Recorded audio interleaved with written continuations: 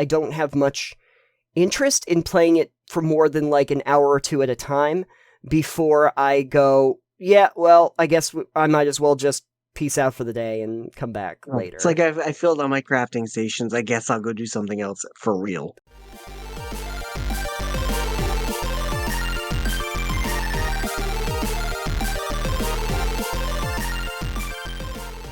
Alex, a couple of weeks ago, you talked to me a little bit about a game called Palia and wanted me to try it out. Yeah.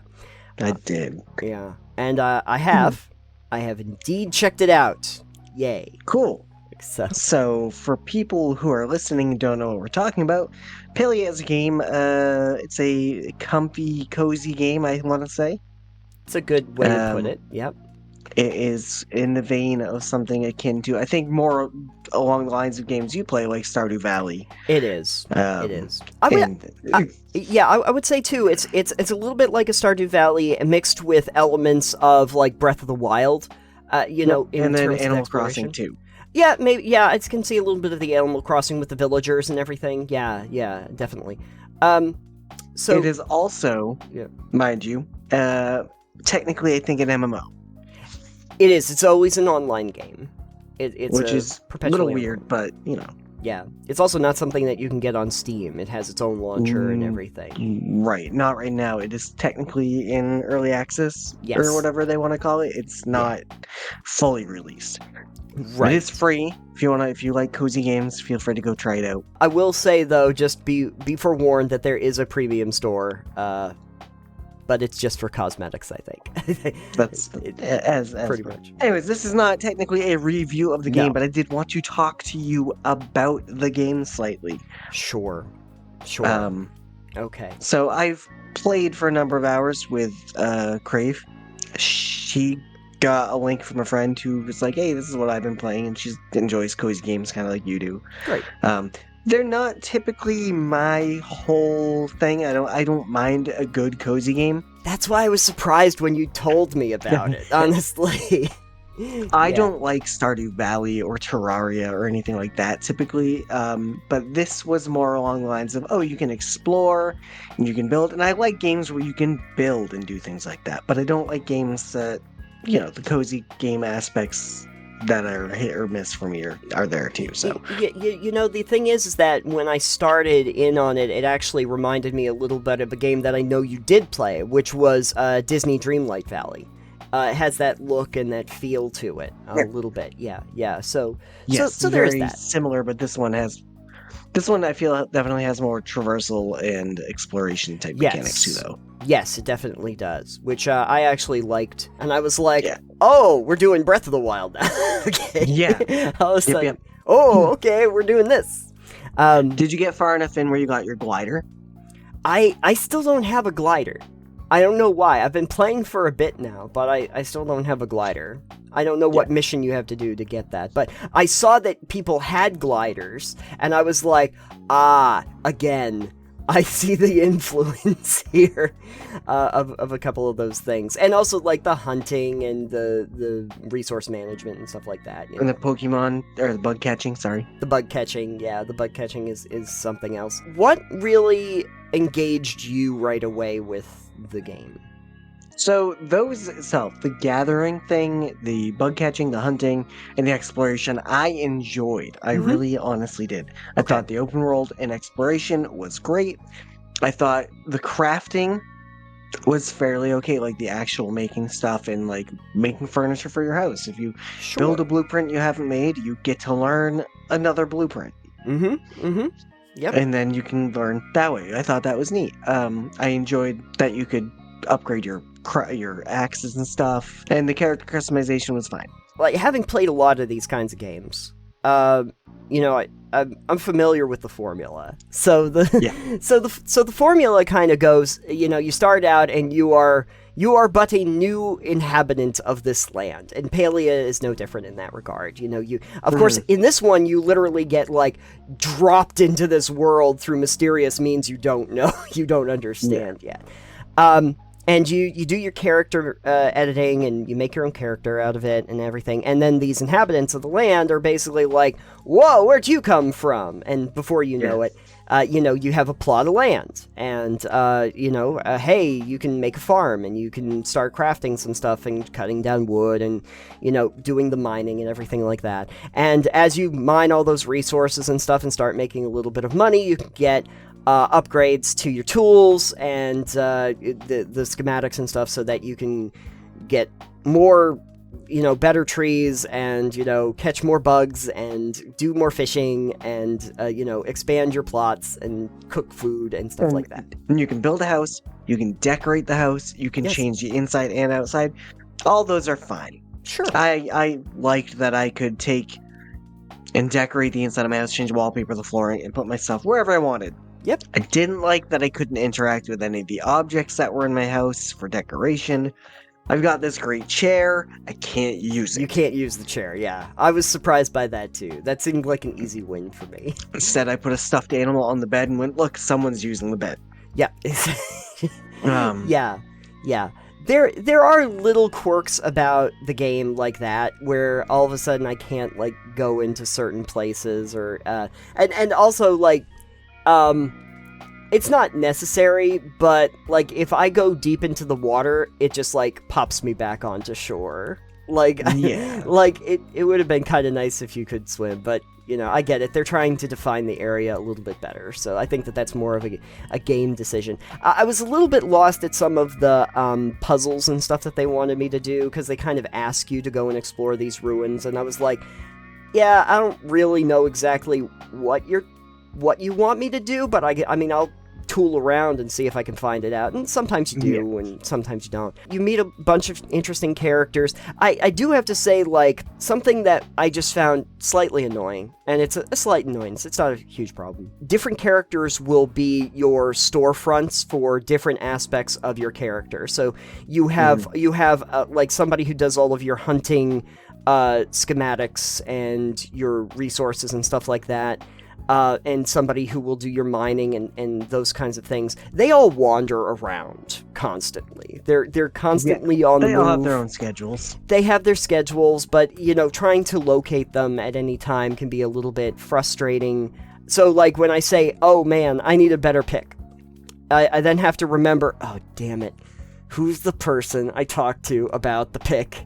And then I have to track them down and figure out where they went in the world, and then I have to do that. And I can also only sell them stuff that is indicative of their skills. So I can only sell ore to the person who does the mining, except for that one kitty cat in town, that one cat person who has the store. You can sell anything to the cat person. I can't remember. Or you can put it in the storage thing in front of your house or whatever, and wait for it to come by. Wait for them which to is collect. Also fine. Every 15 minutes they collect. I think the characters were decent. They're interesting characters. All of them were really interesting. Sure. A little annoying sometimes, but they were interesting. They were all their own people, which is nice. They're animate. Yes. Yeah. So I appreciate and that. I like that they're not just hanging out in town waiting for you the entire time. That's true. It People feels go like to a sleep. living, breathing world. Mm-hmm. It does. So these are all good things. The core gameplay loop of that was fine. That and everything.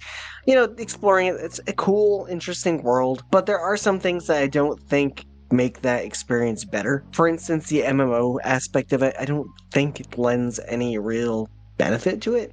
There are a couple activities you can do with groups at the market, chasing down the little, I forget what they're called, the animals, and picking them up, and it's a big group activity, and that's fine. You can get bonuses for that. Sure. But I don't think it really, other than that one thing I found, I don't see a lot that was group wide. Right. Yeah. And I don't want to go, oh, there's a node for a mine that I want to get, and try to run over it and someone else gets it. Yeah. It's kind of, oh, well, guess not. Yeah, exactly. If you're in an area where there's 3 other people trying to collect stuff, you might as well just move on to the next area. Yeah. So it's that's a little annoying. So I don't think it was a big hindrance aside from maybe server strain, but possibly. Again, this is, I feel like co-op would have been fine. Sure. A multiplayer online co-op with up to 4 to 8 friends, maybe. Yeah. If you want to do that, but you're not building a town together. You have your own houses and then you interact in the world together. So I don't really see a reason to have it be big open world multiplayer. Yeah, the thing is, it's interesting that you say that, because my biggest complaint with the game is that it is an online game. I think, honestly, if it were an offline single-player experience, I would be enjoying it more. But what they have to do, because it is an online game, is you have to change a few things. Everything is on schedules, so it's on, like, timers, which, like, typically if you got into, like, a Stardew Valley or any of those other games, they're usually on, like, it takes certain amount of days to do something, and so you do stuff in that day, and you rest, and then you come back the next day. And in this one, it's basically like, well, a day is equivalent to 15 minutes whether you're here or not. And, like, this is the crafting schedule, whether you're here or not. So what I found was it kind of lends itself to passive play, where I'll be like, oh, God, I have, like, these 5, crafting stations set up, and I have a bunch of resources I need to craft, so I'm just gonna fill them all up with what I need to craft, and then I might as well log off for a while. I've planted all of my stuff, I'm waiting for that to grow, it's gonna take 30 minutes or something. So, this was the part that I hadn't hit on at all, which was timers. Yes. And the reason I had said to you, if you get up to the point where you can build your house, I think you'll have seen pretty much everything I'd wanted you to see to talk about. Yes. And so the thing with crafting is that you get these crafting stations, you get like a forge, you get like a lumber mill or whatever it's called, sawmill. You can get a thing to make worms for your farms, you can get your farm plots, you get all these different crafting things, and you can get upgrades for them too. Yeah, the seed extractor is actually one of the most useful things I found. You get all these machines, basically they automate themselves, and you load it what you want into it. You load your wood into it, it'll turn it into lumber. Yep. You load your stone into it, or your ores into it, it'll turn them into ingots. And the biggest issue I have is that you can only have so many crafting stations in your plot. Yeah. You can upgrade it, but it's only that. And the crafting stations can all get upgraded as you level your skill up, which makes sense. Sure. But everything's on a timer. Right. Everything. Every single thing you craft is on a timer. I got some silver ore. And I went, oh cool, I can smelt this silver ore into silver ingots. Right. The issue is that smelting the ingots took 5 silver ore to make 1 ingot, and then that took 5 hours. Yes. And this is real time, not in-game time. This is come back in 5 hours IRL, and that'll be done. Right. I think that this is like where I got into the biggest problem in the game, which is that resources regenerating out in the main world, progress on your farm itself, anything like that, even when I'm cooking food to some degree, even though they're very short, is all working on these timers. And like when I start playing any of the like the cozy games like this, I don't really like, for the time that I'm in it, I don't really feel like I have any reason to be taken out of that experience typically. It doesn't matter which one I've played, especially when it's an offline game. I don't really have a reason to, step away from it. I usually figure stepping away from it is like taking a pause of where I was, and then I'll come back when I feel like it. And Palia is a different animal altogether, because it kind of encourages you to go in and set a bunch of stuff up and then say, there's not really much reason for you to be here for the next 5 or 6 hours, so we'll see you later. See you tomorrow. That's exactly how I felt when I got all the materials to like build the frame of my house. Yeah. I'm like, cool, I got all these. These took a while to actually like get the lumber, carve this, make the stone blocks. I've got these all. This took like an hour of my time to get these materials in. Yep. Okay, I've been waiting for them to craft. I filled it up there, and it was like, cool, you got all the materials. Now wait 8 hours. And I'm like, what? Yeah. I'm like, I just got the materials.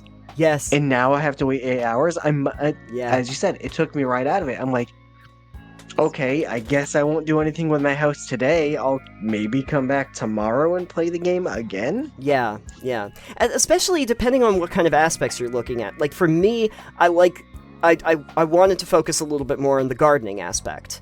And that's almost a monetary issue, because you have to buy your soil plots from somebody, and it goes up in value continuously, where I was like, okay, All right, fine. I guess that, like, for the context of what they're doing, I understand that, because otherwise people would just make this gigantic plot right out of the gate and plant everything immediately. So to kind of restrict people from doing it all at the beginning, they had to put a monetary cost on it.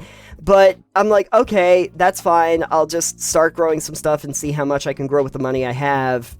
But, like, then I kind of figure, yeah, you have to water stuff, but even if I walk away for a while, and yeah, I'll have to water stuff, it pretty much has already grown to its full maturity if I've walked away for a day, so I'll water all my crops, and oh, good news, you have crops now. Your crops have pretty much grown, and hey, you've leveled up your gardening skill. Like, I started to realize, like, one of the best things with the seed planters and just trying to upgrade my hoe and my watering can and just trying to get as much as I could for plot land is, if you wanted to, it doesn't take long before you kind of go, oh, cool, let me plant everything, let me water everything, I'll get some of my produce, I'll make seeds out of it, and then once I set that all up, walk away, peace out, tomorrow I come back, collect all my crops, get my seeds, replant stuff, make $1,000, or 1,000 coins, come back next day, let's make some more money, keep getting my gardening skill up there, and you could just keep doing that process without actually putting a lot of time into it beyond that.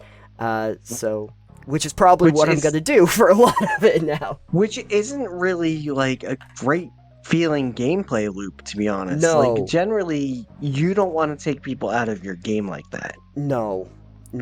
Like, especially for any MMO title, the thing is, you want people to be playing the game, and you want them to keep playing the game. Yes. Like, you don't want people to feel like they should step away, especially that early in the game.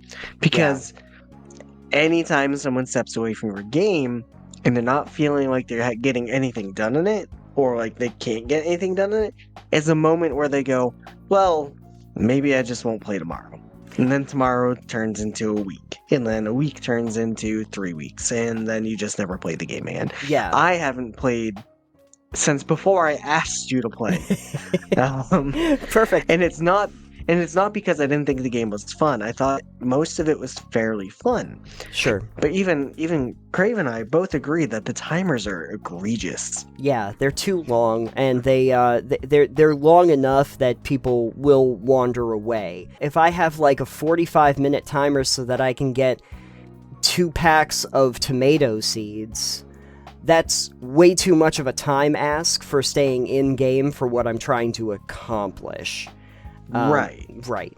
And I do get the sensation that if I get enough resources together and I get better equipment, the timers go down, but the amount of resources that I need and the quality of those resources I need in order to do that is gonna take a while in order for me to get, like, the iron ore and, like, the heartwood and stuff I need so that I can build a better lumber mill so it doesn't take as long, you know? And that's the thing, it's like, you would expect the better you get, the less time things would take. Sure. Kind of. I feel like in a game like that, you want the beginning of the game to take less time so people get more invested. Right. You know? You want things to be quick so people are like, this is great. And then when it gets harder, it takes a little bit longer. And yeah, I get that. The silver ore takes 5 hours. But, like, what's the return on the investment? If the game just scales up that way, then I'm going to be going, oh, I need this star medal or whatever it's called, and it's going to take 20 hours. Yeah. Like, where does the, like... Exactly. The scaling is going to be an issue. It, like, has to either have an upper limit, or you need it not to progress so sharply so quickly. The game would have been far better, I think, if it were not online. Because I don't remember, going back to the Dreamlight Valley, that kind of has timers, technically, but they're not really very egregious. You just walk away, come back, and after a certain period of time where you could have easily done other things in the game, you have a crop now, and there it is. Enjoy. you know? And in that one, you're managing the whole town. Like, you're moving buildings where you want to. You're doing the whole thing. Oh, sure. And in an online space, it kind of lends itself to the idea that you are not really alone in that building of the world. But in more cases, it felt like I was really competing for resources against everybody else rather than working with them, which, again, for a cozy game, odd choice of, like, goal set. Yeah, I feel like in that case of a cozy game online like that, you'd want community goals of, hey guys, we need this much materials, and then you have players going, oh shit, yeah, I'm gonna play for the next 4 hours and grind out all these trees. Right, and I like to, in their fairness, one of the first goals that they give you is about trying to complete like other player goals or like get them resources if they request it. But I don't know, it's not a system that I really engaged with because I didn't really see the point like of it for the most part. They time gate that too. You can only do 4, and you can only do them in groups of 3 to trade people their resources. Okay. So, like, you couldn't be like, yeah, you need 20 wood, here you go. No, it's, oh, you need 20 wood? Well, here's 3. Here's another 3. Yeah. Here's another, you can give them 12. Yeah. And then you're like, sorry, I gotta wait till I have that refresh on the trade thing. They just had a Stardew Valley update not too long ago. And I just saw people talking about it. And they've gotten to a point where you can do online 8-player for Stardew Valley. I would think that might be more satisfying as a co-op game overall. Because I remember playing as a co-op once upon a time, I think with Andy. And, everybody is working on the farm together. And you're working on the farm together, so you all kind of like have tasks that you go and complete, and you can just all go and do your own thing. And in this one, it felt a lot more like, oh, everybody else needs to mine this clay down here at the shore, and I need the clay too. Well, I better go to the node 3 over, because I know everybody else is going to grab these first 2.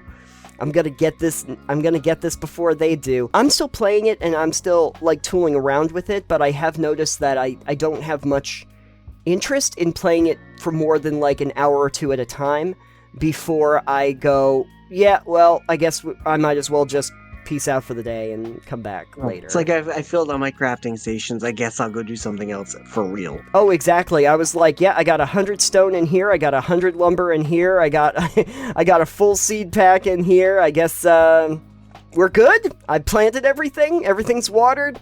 No real reason for me to stick around here. I've done some exploration, and I've filled everything up. Oh yeah, that's the other thing, is that I kept filling up my inventory very quickly. But that is, I'm not going to put that on Palia's head. That is a problem of a lot of cozy games. That is a typical issue about like inventory management. And at least they tried to do overflow so that you don't lose it all if you're 2 items over or something. So, anyways, but overall thoughts though.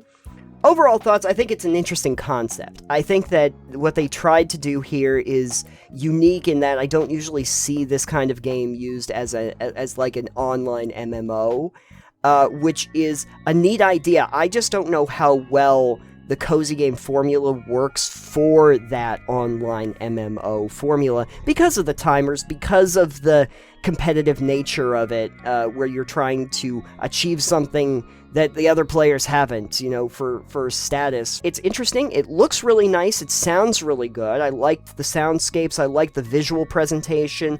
It did have a very, like, Dreamlight or Breath of the Wild look to it. I think that the overall presentation of it and the aesthetics of it were really nice, and I also kind of like the idea of doing the tools on a wheel all of its own, so that they're not in the main inventory and I can access them in a different way. Neat things. The little fishing mini game that they do, not too taxing, but enough to keep you engaged. Neat stuff. But really, I still stand by it. Would have been benefited so greatly from not being an online game. I think it would have benefited a lot. Yeah, and I think the other thing is that not having timers that are multiple hours long for basic things you need to do, for materials you need to do basic things to have fun and progress your game. You know what that reminds me of? You never played Conan. No, okay. But Conan, which was a survival game, it was like a survival action game, I did play that. And one of the biggest issues that I had with that was the timers. And that's, like, because that could be played as an online game. You could play that with multiple people. But even though I wasn't playing, I was playing offline as a single-player experience, the timers for doing things started to become so absolutely insane, and it had to be in-game time, by the way. That I couldn't step away. So when it's like, oh yeah, you gotta grind this out so that you can get a lobster or whatever, yeah, that's gonna be 24 hours. It's 24 hours in-game time. I have to wait for them to, like, get this resource to me so I can build this next thing. And it was at that point where I was like, welp. And this is noting when I was doing all of this resource stuff where it was cutting down trees and everything and it was taking a certain amount of time, I had already in the presets said that I wanted 10x times for all of my collection. So I've already said I'm collecting 10x of all of my resources, and still, and 10x for timers, and still, I was like trying to create as many brick ovens as I could to create bricks, because the bricks were going to take me hours upon hours on end to create a brick, and I was just like, okay, there's a certain point where it's like, I don't even understand the purpose of what I'm doing anymore. What am I getting out of this? The purpose of those is to keep you playing a game longer or coming back to it, but I feel like in a lot of cases, things like that take the player right out of the game. Oh, certainly, because I got to the point where I was like, okay, let me do the real quick math here. If I need 5 of these, and it's going to take me 20 hours for each one of them, I have to play for 100 hours before I can do the next thing. Yeah. That doesn't make any logistic sense to me. Yeah, mobile game logic. Except it has to be in-game. That's the thing. Yeah. I mean, I guess maybe if it was an online server, maybe it wouldn't be, but single player did not lend itself to that. They did not change the rules for me. So, yeah, no, but Palia is a better experience overall than that. It has its quirks, I'll say, but overall, I like what they do. I think there's a lot of room to improve. There's a lot of room to improve, and hopefully they will. On the bright side, on the good side, they are taking feedback still. They are like in beta or whatever they're calling it. I don't know, because it's their own launcher. They're not on Steam. So they're taking feedback. They have Discord and all that stuff. So if you play it, you can give them feedback about how much you don't want to wait 8 hours to build your house and whatnot. And they might have their own thoughts and stuff. But if enough players are like, that's a lot, then whatever. If you want to try it out, it is free. You can sign up, make an account, try it out, build some stuff, and wait 8 hours to build your house. Yep. Don't take our opinions as fact. Nathan here really enjoys cozy games. I do. It's like one of my favorite genres. Yeah, on the other hand, I can enjoy it, but they don't hold my attention long. You know? Right. But we're both on the same page about this. So, you know, as someone who doesn't really do the cozy games, doesn't like Stardew Valley, and someone who has multiple 100 hours in Stardew Valley having the same opinion, might say something about your game. Also, Stardew Valley still stands as one of my favorite games of all time. Just, no. For the record... I own Terraria. You own Terraria? See, the thing is, I never got into Terraria. I considered that closer to Minecraft. Yeah, and see, Minecraft, we're not going to get into that. Minecraft That's a whole different subject. Like Terraria, I don't like 2D side-scrollers. I don't know. No, thank you. Hot take at the end, I don't like Minecraft. Anytime I've had to play Minecraft, it was because someone else forced me to. I can enjoy it for a short amount of time, but unless I have something I want to, like, actively do, have a goal in mind of something I'd like to build, it's boring. If you are interested in playing Palia, I'll see if I can have a link down below for you so that you can try it out yourself. And if you are a developer on Palia, let us know in the comments. Be like, hey, thanks for the feedback or something. Or be like, wow, you guys are stupid, you're stuck at this game.